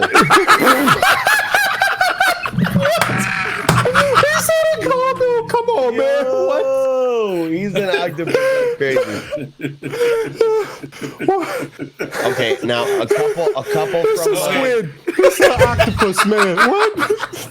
What? I'm just saying. Yo, You're right. That's fine. That's whatever. I'm just I mean, if we're saying Ikago's Meruem, bald ass Ikago, head. He's an octopus. and he's wearing a winter coat, bro, Yeah. like with all the octopus tentacles in the coat. Like, a couple from Baki real quick. Okay. Oh, Go ahead. that's what I expected too. Yeah. Yeah, there's some big ones in Back. Baki. Yeah.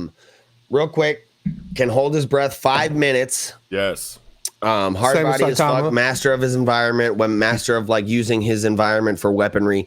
Yes. And he also at the end gets beat and he like gets hemmed up and gets imprisoned, but he's like all skinny and old as fuck. They find out he's like way older than he appeared. But then at the end of the last season that's on Netflix right now, while in like a coma, like in shackles on a bed, he's somehow doing like breathing exercises or something to exercise his muscles to the equivalent of like swimming in putty. Oh wow. Like they're basically talking about how they're doing heat monitoring on his muscles and shit, and the heat that's going through his muscles is like the equivalent as if he was doing a breaststroke through like putty, basically Peanut like butter. gas liquid type Wow. shit. Yeah. So like he's Yeah. getting buff as fuck again real quick. Yeah. Hard Yeah. body as fuck. Dopo Orochi, Oh wow. master of the Shinshin Kai I remember you karate talking type. about him on you the know, on the martial one of arts the episode. hardest body bald motherfuckers Yes, ever. Yes. You know what I'm saying? Master of karate. He's dope as fuck. Loses a hand at one And point. friendship. And he says, like, basically when he loses his hand, he's like, yo, being a karate practitioner, he's like, I've always imagined what it would be like. My fingers have always been a nuisance because when I try and do a hand spear, my fingers break, right? So he was like, I've always wondered, what if I didn't have fingers? He was like, that would be the best shit ever. So he basically, when he loses his hand, says fuck it and says, wow, uses a hand With the spear nub? with his With the nub, nubs. bro. He's like, yo, you've done me a favor, basically. Yeah. Now I can use my full unbridled power Yeah. without fear of breaking my fucking fingers when I'm doing this shit. Yeah. Hardest body So shit it's- ever. Hell yeah. Jason Pierre-Paul, right? For the Yup. he blew his More fingers lightning off. round? Play. Yeah. All right, go ahead. Go Yes. ahead. No, you. All right. Well, no, I was One more lightning making a round. joke. Yeah. Yeah. I wanted you to make it though, but all for one. All for one. All for one. I have all for one on my list too. Wow. Yeah, he is bald. He ain't got no I mean, hair. I don't know if he's bald, He's but he's like oatmeal face potato head, he's bro. literally Like, he's got like definitely 18 skin grafts. So like he doesn't have hair. Yeah. I don't know if he's supposed to be bald, but he don't got Hey, no if you hair get because he don't got burnt, no face. You either. get burnt, you ain't got no hair, right? Yeah, or whatever happened to him. Yeah. Wow. But yeah, one of the hardest body bald motherfuckers. You know what I'm saying? Obviously, his quirk. He's got multiple, you know, many quirks stacked up. He's losing it now. I get, you know, a spoiler. The warning. true He's losing it antagonist now, of I my guess, hero. Y'all will see later. Get the fuck out of here. But yeah. But I did have this man on my list that Kiko brought up, and this is who I'm about to go with for my last pick. Kaseki from Dr. Stone. Yes, that's so the good. master craftsman, bro. Swole as hell, bring to bro. this man, swole as fuck, bro. And I posted that cap in the GC, the group chat of him holding that fucking like iron drill bit, strong, taller than he is long, with one hand in that bitch, bro. And that bitch ain't light. My man on his guts. He's strong as fuck, bro. And like just the fact that you got to appreciate something about it, a character that's not, necessarily hard body and fighting, but like, in Dr. Stone, artesian, he's a very integral, important character to the plot and to the advancement of the, society. Yeah. Like, he's always making like the little, like high precision, tiny fucking like gizmos they need. He's always making the shit that needs the top tier precision. Perfect fucking like steady hand. He's always making that shit clean as hell. Yeah. Yes. And I've thought multiple times like they need to find somebody else that can like do that kind of shit because if Kaseki dies, bro. Because if Kaseki, he's old as fuck, and if he dies, bro, they're out a craftsman like a master. Chrome got to take that up. Is the scientist. Chrome takes centuries. I know he is. I know, but like. Chrome's got to be. And right now, Chrome's my favorite in the manga. You know what I'm saying? Spoiler warning, but bro. Yeah. Fuck yeah. That's a Good great shit. Anybody else? I mean, I don't know. I know Kiko is behind in Dr. Stone, so I'm behind. Y'all probably don't got much to say about him. Yeah, I haven't read. Bro, you gotta read Dr. Stone. That's what everybody keeps telling me. I'm on my way. I'll always say they're leaning that a little more into the comedy aspect of it than I would like at this point. And I think that he's back heavy on comedy. a lot of the heavy explanation. Because at first, if you start reading the manga, you'll notice at first in the manga, when he's explaining like scientific processes to shit, he really goes like super fucking in depth. And I think at a certain point, the editors told him like, "Yo, tone that shit back, bro," because you'll notice it gets a lot more kind of simplified at a certain point, and they start leaning way more into the comedic aspect of the series. That was my worry of the story, especially in the anime. Yeah, that was always. But it reminds me a lot of JoJo in the anime, which I like. I like a lot because JoJo. I'll stand on this fucking hill. Noxie will say, "Oh, you only seen 3 anime," but JoJo, and that's not true. First of all, the thing about Noxie is, JoJo is to this day, and I'll stand on this hill, the most entertaining anime in terms of pure entertainment and having fun watching something. Yeah, I agree. JoJo's most entertaining anime I've watched to this day. I agree. Yeah. I mean, entertaining is a good word to use for JoJo. Dr. Stone reminds me a lot of it. Yeah, I agree. And I always said this about Dr. Stone too, that I always thought it was a better read than a watch. I would rather read the manga than watch an anime because and you could be right. The thing is if I was going to watch an anime, it's the only time that I want it dubbed over sub, because when you got all these long ass hydrochloric, it's like long ass words. I don't need to be spending all this time to read all this shit. And I got to look at these big ass diagrams with all these arrows pointing and if scientifically. I'm being completely honest with you, that is something that like scares me about reading the Dr. Stone manga. As fire as I hear that it is, I'm like, you'll understand it. You're a smart man. You're gonna understand all that shit. I don't want to read. Don't want to deal with all of it. Yeah. Yeah, you know what I'm saying? Like I love Hunter, but like the pages. That's the limit. That's the limit. Yeah. You see what I'm saying? Yeah. And I'm afraid that is what Dr. Stone would be or is, which is why I'm kind of like, I might want to wait till season 2. Yeah. Well, but I'm like not I said, at first wrong. it is kind of a lot, but then they tone it back a lot, Yeah. Like as far as the explanation of the processes and how you do this, because at first he's really telling you how to make shit. You know what I'm saying? And how to do scientific experiments and shit. Yeah. It's crazy. Yeah. Yeah. Then I think when Ryusui he's got joins, scientific consultants and say, Kudare. Shout out Kudare. Is that about when it kind of diverts a little bit? Like when Ryusui joins, is that it? Because it's more like about exploration at that point. It feels like, there's still a lot of science involved. But earlier, it switches to an midway through the. Yes, it does. Probably midway through the war arc. You know what I'm saying? Yeah. A little bit, probably somewhere in there. I think it switches to a more like less exponential, less science heavy. Yeah. That's cool. That's cool though. It's a great story. I'm excited to get caught back up on it because I shouldn't. I probably shouldn't have let myself, fall behind. But it's like I'm reading like 25 manga. It's easy to fall behind on some shit, Yeah, especially if we're not covering it. But now we are, or we're about to be. So we're very excited. Very excited about Senku that. the goat. Yes. So does it. That's a good pick. I like that. I like his role. Definitely. I like his role in the story, and I like how it's not just. It's a very hardcore non-combatant. You know what I mean? So like, I feel like we need a little bit of diversity in that regard on here. Absolutely. Well, and he's so passionate about like craftsmanship and artisan shit because like at first he's, everybody in the village is obviously rejecting Senku and shit, and like Senku goads him in like. He's making shit, he's doing shit, and Kaseki's kind of like, what the fuck is going on over there? I kind of understand what's happening over here.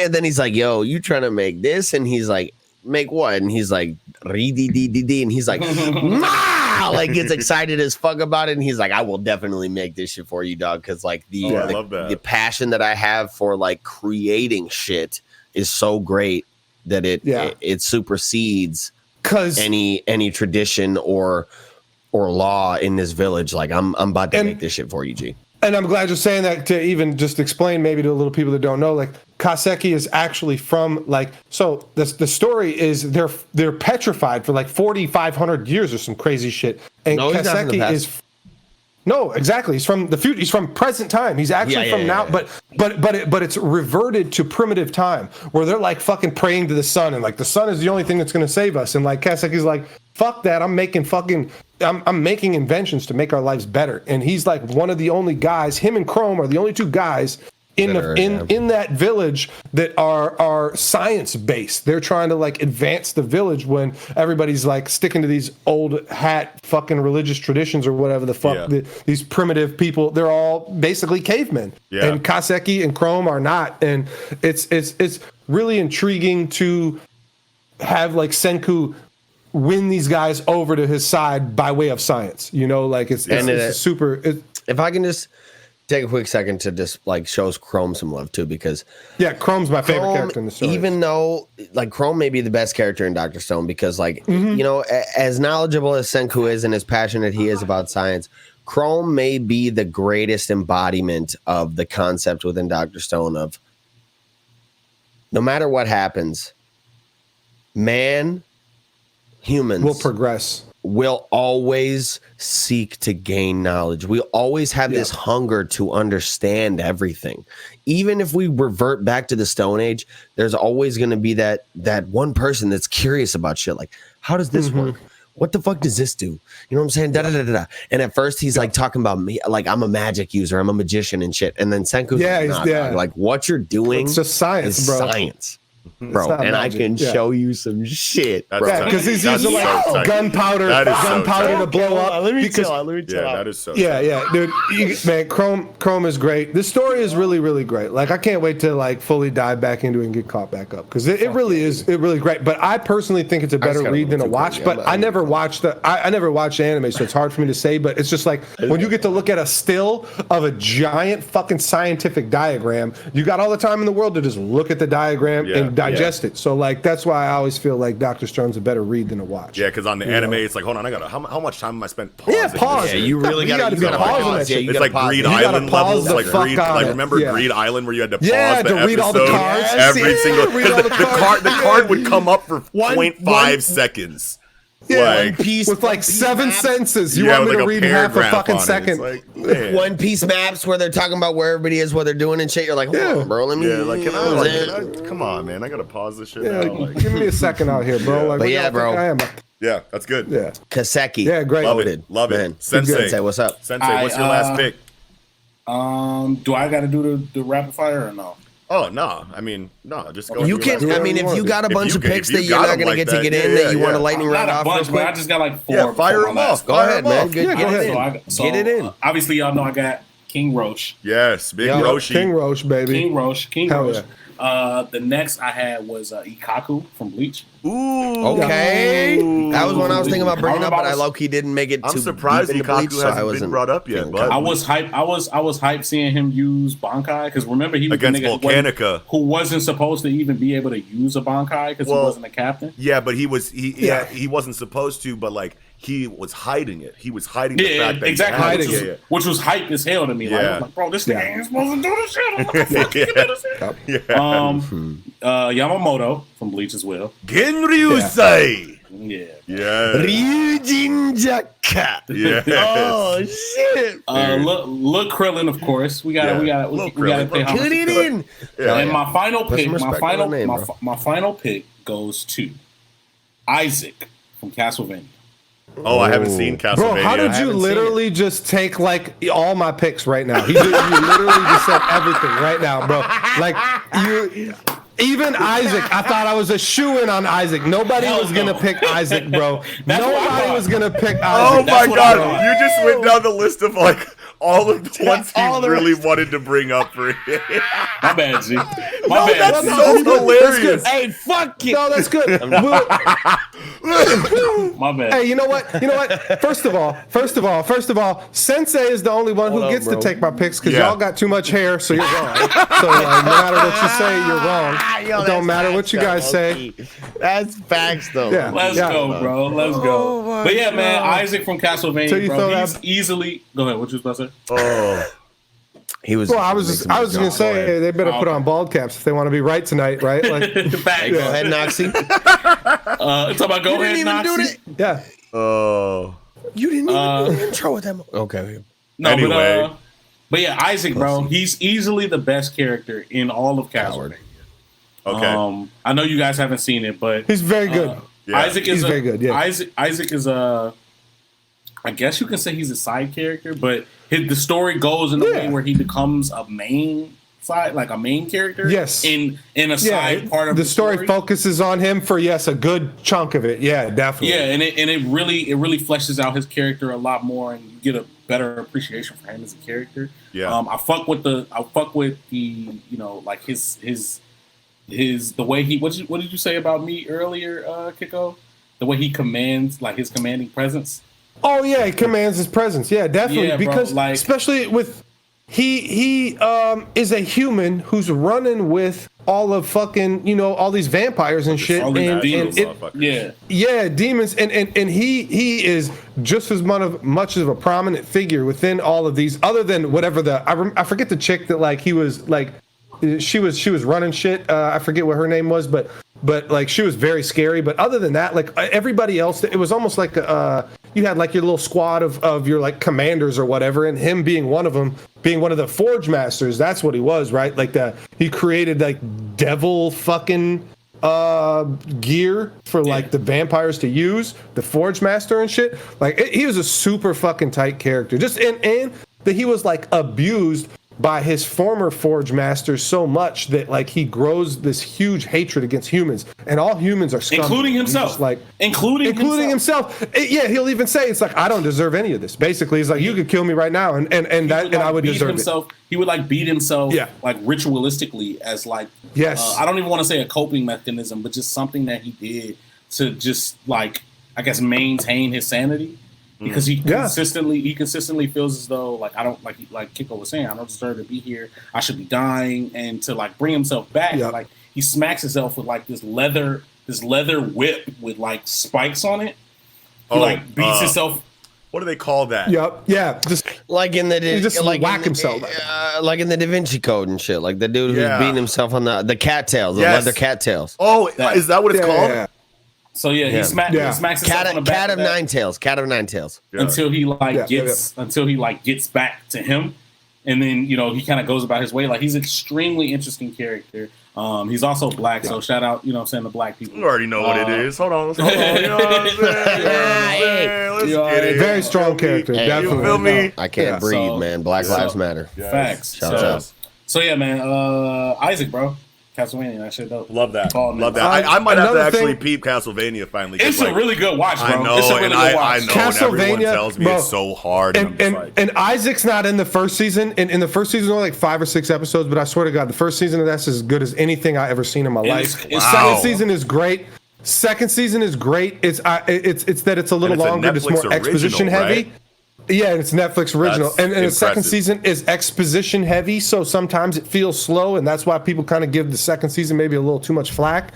But the first season is just so cold-blooded that once you, me personally, and Noxie, I know you're the same. Once we get all this exposition on something that was already hyped up so far, like we like that. Yeah, I love it. I love to get the background on all this stuff, and so like you would really enjoy it. All of the words. And another thing about Isaac, super cold-blooded, is a necromancer. You know, he's bringing shit back to life from the dead, and and he's using corpses and manipulates their pain. The pain of the corpse. The stronger the pain of the corpse is, like the stronger the corpse. He like, was teaching that shit is wild, bro. Talk, bro. Like it was crazy. Oh my God, that is sick. He treats the undead more like a human than any other human. Like he's just a really fucking enigmatic character, dude. He's a super great character. Like he's really unique and it's great. I love Castlevania, you know, and I played the fuck out of Castlevania growing up. Symphony of the Night for PS1 is one of the best games ever made. I'm telling you. Wow. I promise you. Okay. Yes. Hell yeah. Okay. Well, what's your last pick, man? On you. Man, since I had to go ahead and take all my picks. Sorry, bro. Like, sorry. But you got 20, so you're good. I did well, like I swear to God, Sensei like hacked me, bro. He hacked me. Hacks, well, bro. He already said too that a lot of us were taking a lot of his picks as well. He DDoSed me, bro. Did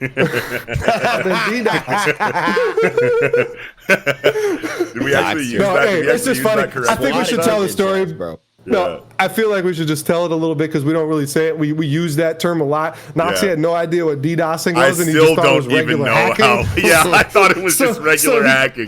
He would call anything that happened to you DDoSing. It would just be so hilarious. Anything weird that we thought wasn't supposed to happen. Anything weird that happened in the game that we thought like what wasn't supposed to happen. I was like, is he DDoSing?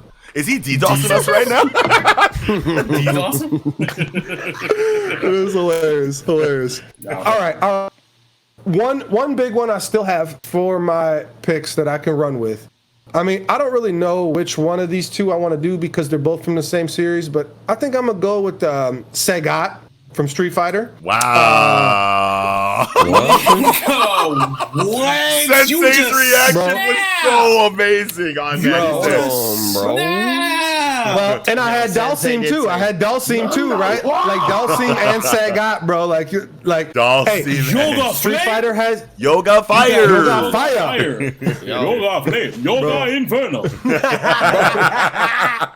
Bro. Tiger uppercut. Tiger uppercut.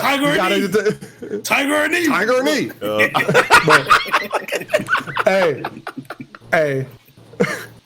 Hey, if you're from the hood from 1995, you fuck with Sagat. I'm telling you, from the hood 1995, playing fucking Sagat, bro. You playing. Yeah, bro, you playing Sega, Super Nintendo, don't matter.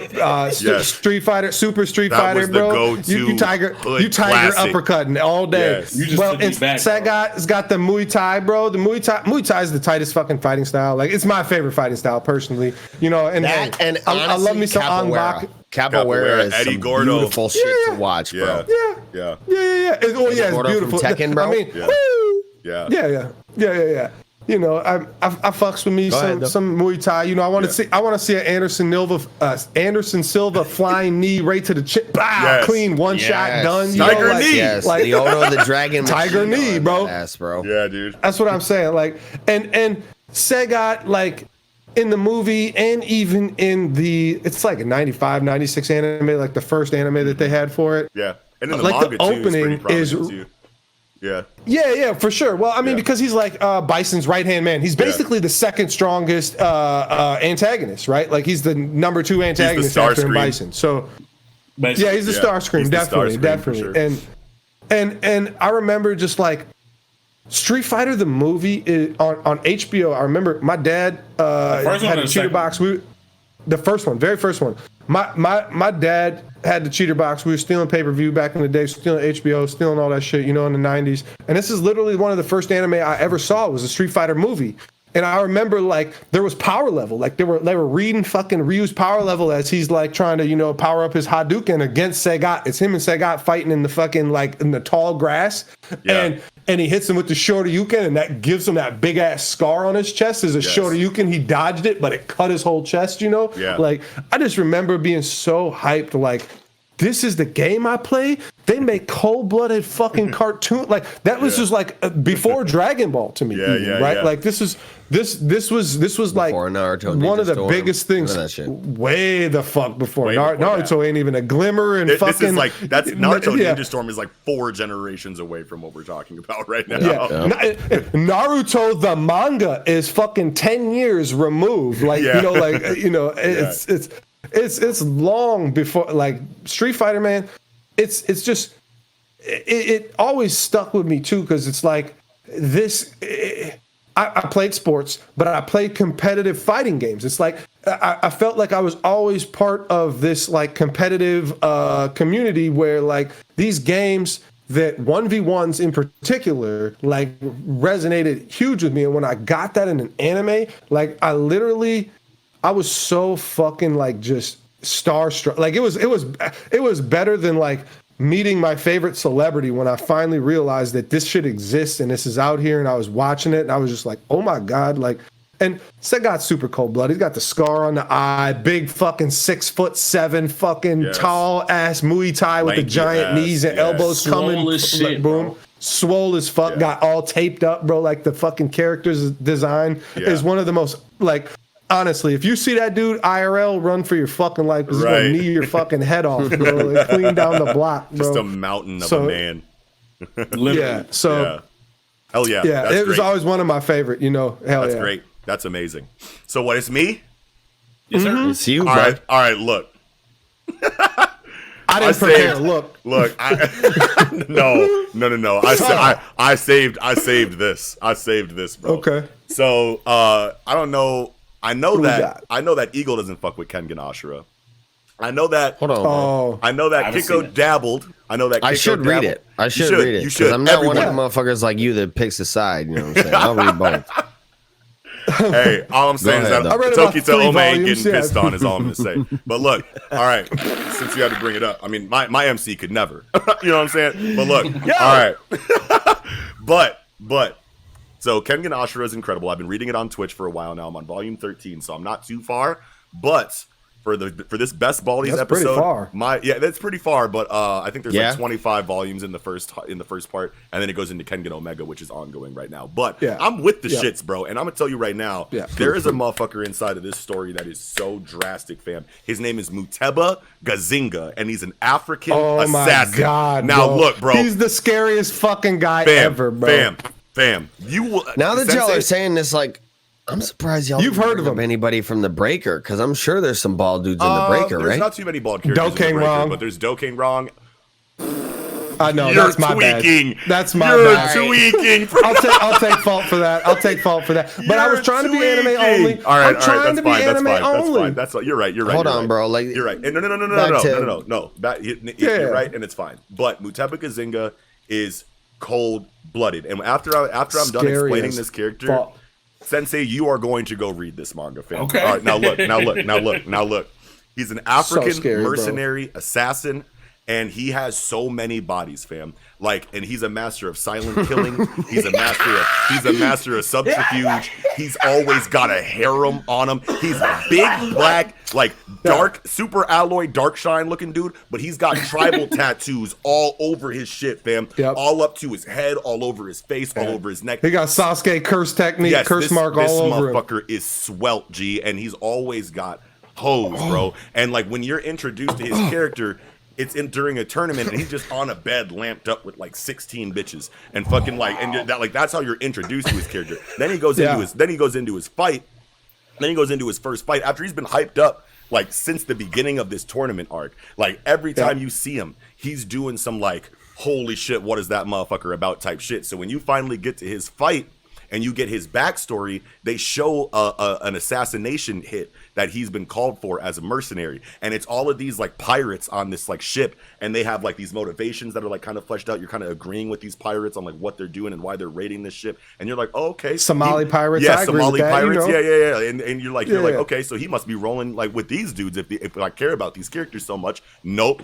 After they have their monologue and their motivations are established, the fucking like boat starts shaking, the waves start crashing. This motherfucker shoots out the fucking ocean like an orca and lands on the fucking top of the ship. Doesn't say no words, kills all of these motherfuckers, bro. Brutally, savagely. Like, I'm telling you, fam, and you're like, holy shit, that's one of the craziest backstories you see at the time. And then they always give you his backstory before they go into the fight that he has. And he goes into a fight with this maniacal serial killer that has an amazing background as well. And you find out that he wasn't even born a human. He killed everyone in his dojo. He fucking like is just a maniacal, tongue out, like venom, like kind of like serial killer. So it's like this perfect like bout of like this ruthlessness versus ruthlessness. And it's such a visceral, raw, brutal, one of the best fights I've ever read in manga, bro. Like, I'm telling you right now, fam, like, you need to see it. But the crazy thing about it is that you think Muteba's got it because he's been hyped up so much as this tactical assassin or whatever, and then like you have this maniacal serial killer that's got him on the ropes instantly, is doing like all of these vicious tactics, grabbing him by the throat, crushing his throat, got him on the he spears him in the beginning of the fucking fight and is just going to town on him the whole fight, and you're like, Muteba, some Tangential like, master like, and actually one of the funniest things is as Muteba's going into this fight, you know, the hallway leading up to the arena.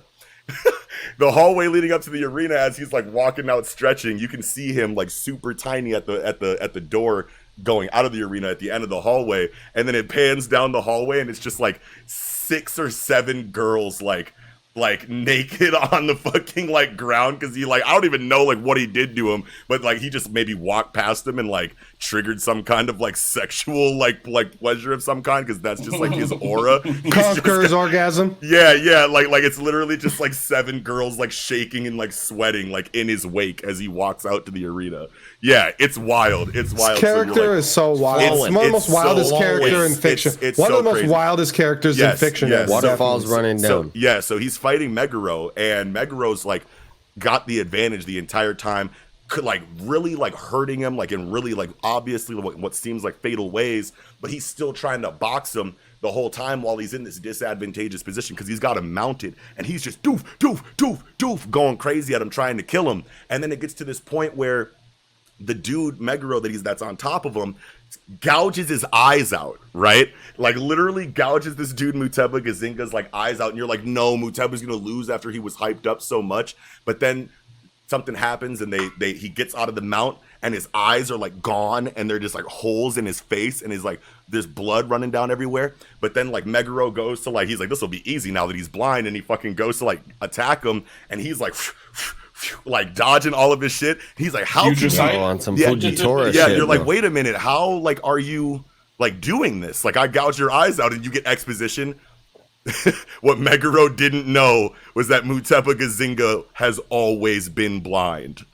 And you find out that he's blind in the fight, and it's just like goosebumps. This motherfucker, his whole background, his whole backstory of all of his assassinations, all of his mercenary work, he's been blind the whole fucking time. And he beats the brakes off this dude, breaks his neck, pokes his eye out, eye for an eye on some fucking Louis Armstrong type shit, gouges his eyes out, which wasn't enough because this dude like has like painkiller like techniques where he can shut off pain and doesn't feel it. He's like, oh, you couldn't feel that? Bet. Goes past his fucking eye and stabs him in the brain and fucking kills him in the fucking tournament. First fatality that you see in the fucking tournament. Bro, it is the most hype finger shit. To the brain. Finger to That's the brain, G. Shit, bro. I gotta check that shit out. Bro, Kengan is just a wild ass fucking manga, It's bro. so People are drastic, getting their bro. hands splashed into obliterate. Everybody's just getting their whole shit pushed in. Their hands are getting pushed in. Their feet are getting kicked in the floor. Like everything is just getting smashed. But it's not a meathead like story. It's not a meathead story. like- There's so much research and passion and Yes, good character definitely. writing and so much depth. You would not expect how cared for this story is for such a obviously bare knuckle, like it's a tournament arc every fucking arc, you know what I'm saying? Like, but there is not a bad character in the whole shit. Their motivations are all incredible. Their personalities are amazing. They get development, they get progression, they get it's everything. It's literally one of the best things I've ever Yeah.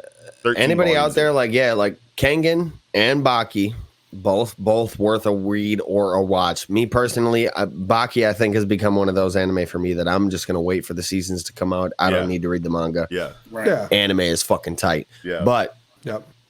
Kengan, Baki, both worth a read, man. Yeah, absolutely. Both worth a watch. But I had to go Fucking out strong with that. I was so hyped Good on shit, this. bro. As soon as I was you got best to monologue Baldies, a little bit there because none of us knew shit about it. Yeah, Hey. I had to paint that picture for you guys. This is how like, Noxie strategically sets it up on the tie-ins to where he always gets to go last. You know what I'm saying? He bides his time. He draws us into his pace. You know what I'm saying?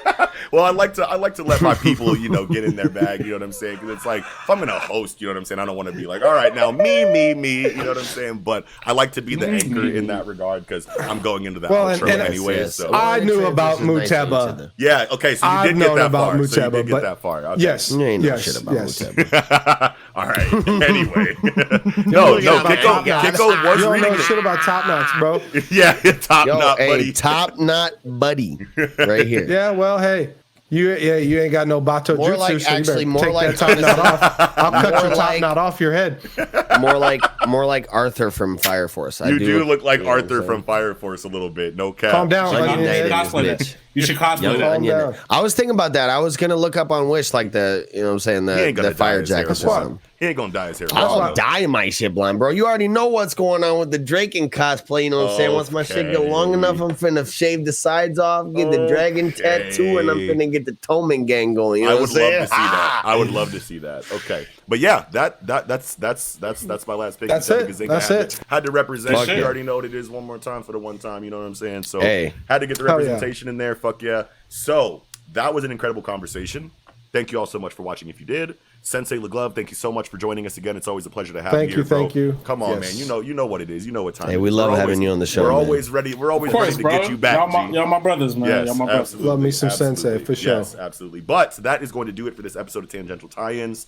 Make sure you visit the description down below so you can see us on all of our other online communities, social media accounts, personally, that we all have in there, audio listening platforms like Spotify, Apple Music, what have you, as well as ways to donate to the Project Manga Podcast or support the Project Manga Podcast, including Patreon. And of course, I will put Sensei Le Glove's link for his YouTube channel where he reviews One Piece and One Punch Man, among other things, including Gloves Off, which you definitely need to peep because that shit is fucking amazing all the time for debates and slander.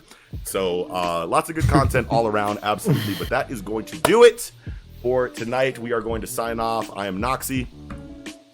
I'm right because I'm bald. I'm Kiko. Iggy Sensei Le Glove. off the right. We'll catch y'all next time.